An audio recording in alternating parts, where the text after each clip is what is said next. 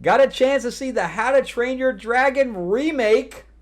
I don't know if you'd call this a live action, but that's what we're going to call it. Let's talk about it right now.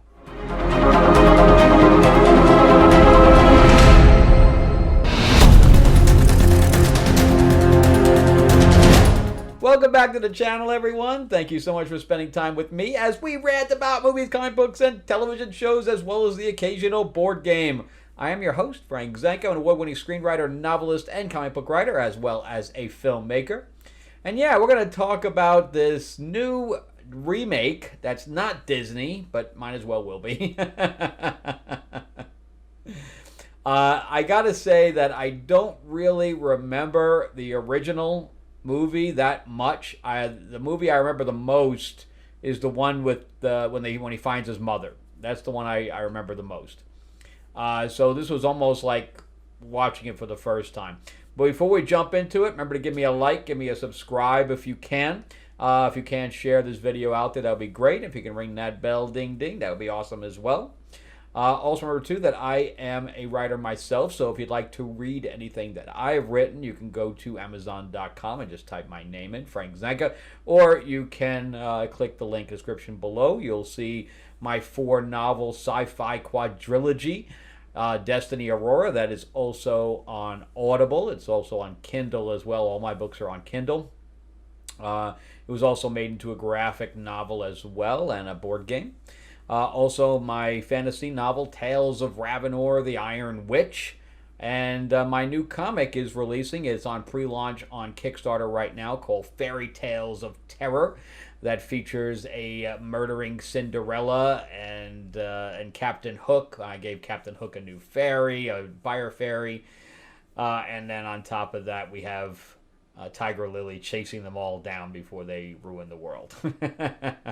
Anyway, definitely check that out. You can go to Kickstarter, is the link in the description below, or there's a QR code here as well.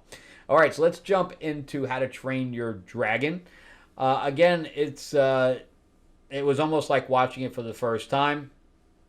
I was not going to go see this movie. The remake thing is lost on me.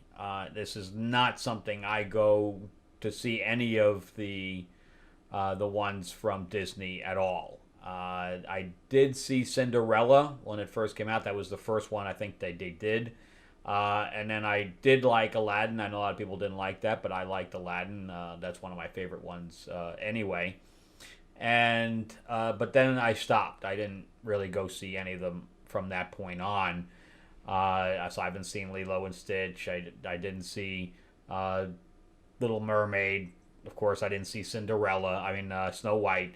So, I've kind of jumped off that train. I didn't see Lion King. So I jumped off this train a long time ago. And so for me to see How to Train Your Dragon live action, it's not for me. But what happened was that the production company that I work with, called Goldstrand, they got invited to the opening of an NCG theater. I didn't even heard of NCG. But anyway, I guess they're gobbling up little theaters that are going out of business, and they're revamping them and then reopening them, and they're all up and down the East Coast. So I wouldn't have had them on the West Coast anyway. But anyway, they're doing some kind of a deal with them for distribution when we start doing some more movies, and so they had a meeting over there, and I was invited, and then their very high-end theater, they wanted us to watch a movie in there, and it just happened to be How to Train Your Dragon. So that's how I ended up seeing this movie when it was not on my list of things to watch. In fact, what I really wanted to watch tonight was the Samuel L. Jackson Western. I was really looking forward to that, and I got sucked into this one. So let's, and in fact, I leave for Florida tomorrow, so maybe I'll just catch some stuff out there.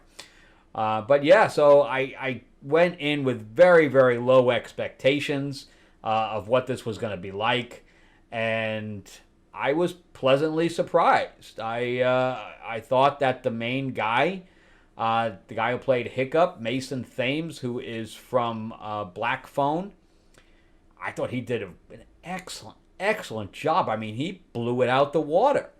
You couldn't have asked for a better portrayal of Hiccup. amazing. And nobody can play stoic like Gerard Butler. His voice is iconic for that role, and then he came in and just basically did the same thing over again. Really, really good job. Gobber, who has the arms that he replaces on and off, knocked that out of the park too. I mean, shit. And then I was worried about Astrid, because the girl playing Astrid looks nothing like Astrid.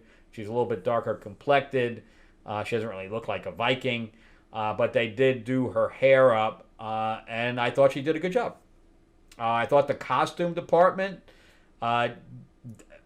blew it out the water too. I mean, they did everything to look like the cartoon. But that's my problem with this. Did we really need this movie? No. No. This is a cash grab from hell. We did not need this film at all. The cartoons can stand on their own with no problem. So this is written and directed by Dean DeBlois, or DeBlois. I don't know how you if the S is just silent. But he is the writer-director of the original Lilo and Stitch.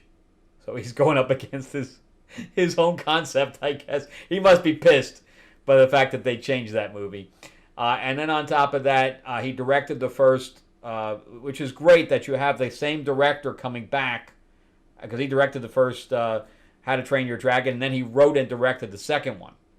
So you have somebody here that really, really knows the material and is going to stick to it pretty closely.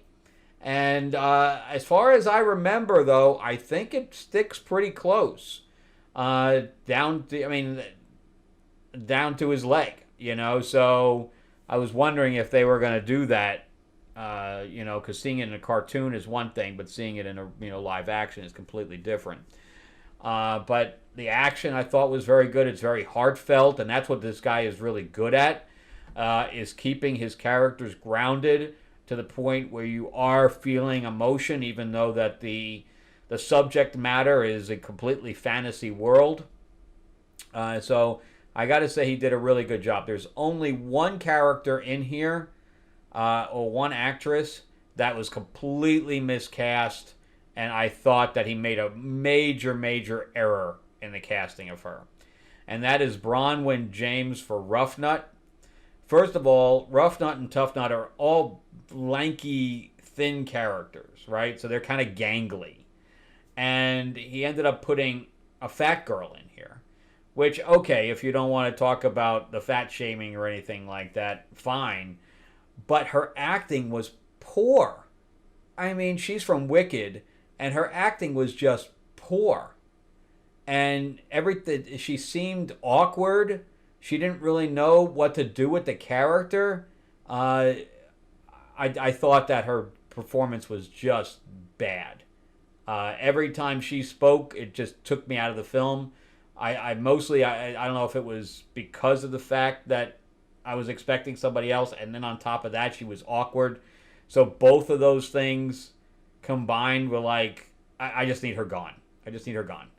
And so whenever she wasn't on the screen, I was happier, because again, she felt completely out of place, and she didn't know what to do with the character. So every one of her lines, like they were supposed to do things in unison because they're twins, and there was no harmony between them. There was no, like in the cartoons, those two characters are always harmonious, right? Even when they're fighting, they're in harmony. And that's not how this came off at all. But the guy who played Tough Nut, I thought, was a better, not only representation, but he was also a better actor. And Bronwyn she couldn't pull it, man. She couldn't pull it. So let me know what you guys think about that, because that was my biggest problem. Then the guy who played Fish Legs, Julian Dennison, I just saw him in Y2K. He was kind of annoying in there, but I didn't find him annoying here. I think he matched that role pretty well. Where he was mouthing all of the different dragon types and things like that. Really good stuff. I came out of that feeling pretty good about it. And even though I'm like, this movie doesn't need to exist, it just doesn't. And I just saw that they've already greenlit How to Drain Your Dragon 2. So I'm like, come on, man, when is this gonna end? You're gonna make you know what movie I'd love to see going from animated to live action? Batman Mask of the Phantasm. Actually, there's two. Mask of the Phantasm, I would love to see as a live action remake, and Under the Red Hood. Those are the only two movies I can think of that I would love to see a live action made. But other than that, I have no desire to see any of the. Even though I like this one, I'm not going to go see the second one. And the only reason I saw this one was because it was free, and I was at an event, because technically I get my movies for free anyway because I'm part of the A-list for AMC. So my movies I'm paying monthly, but technically I'm not. They're all free. It's not like I pay when I walk in the door. So if you're a fan of the original film, absolutely you're gonna like it.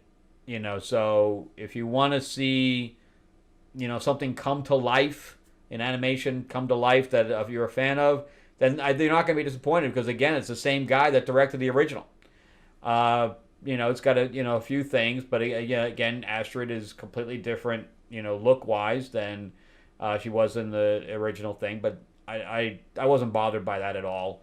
I thought that the acrobatics they did, I thought that her physique, because she has these very wide shoulders because of the pauldrons that she has, and then she has this like big skirt on, and the rest of her is very thin, and so her silhouette like matched the original completely, and Hiccup matched, I thought, incredibly well also. So a lot of it is almost.